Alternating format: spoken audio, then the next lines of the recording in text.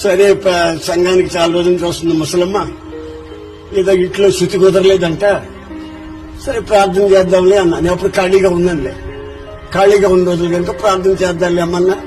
ఆ పూట ప్రార్థన చేసి ఉపవాసం ఉండి ప్రార్థన చేసుకున్నా. సాయంత్రం అటు వెళ్ళా, ఆ ఇంటికి వెళ్ళి ఒకసారి ప్రార్థన చేసి ఏం జరిగిందో విందామని వెళితే అల్లుడికి మినపగారులు చేసి కోడి మాంసం పెట్టింది. కూతురు అల్లుడు శుభ్రంగా తింటున్నారు కూర్చొని.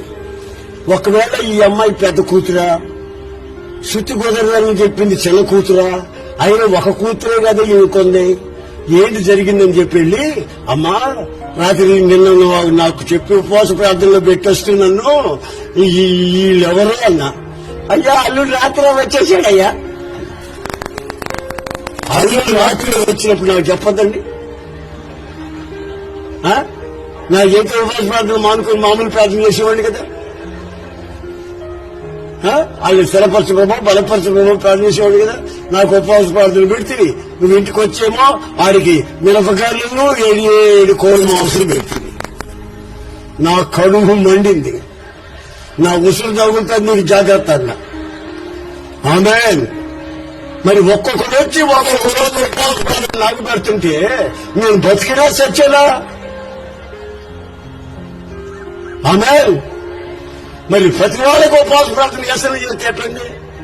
ఆడలో సినిమాలకు పోతుండే, ఆడలో గారెలు తింటుండే, కొడు మోసు తింటుండే, వాళ్ళకి నచ్చినవన్నీ మేము మేస్తుండే. నాకు ఉపవాస ప్రార్థన పెట్టి ఏంటండి? అంత చీప్ అయిపోయాడా దైవ సేవకుడు? అంతే, అంత చిన్నపిల్లల చేష్టలు.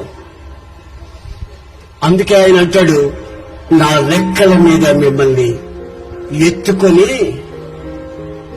40 సంవత్సరాలు మోసాను.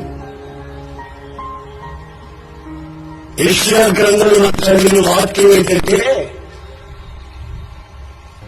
నేను గొర్రెల కాపరి మిమ్మల్ని ఎద మీద నా భుజాల మీద మోసాను అంటాడు.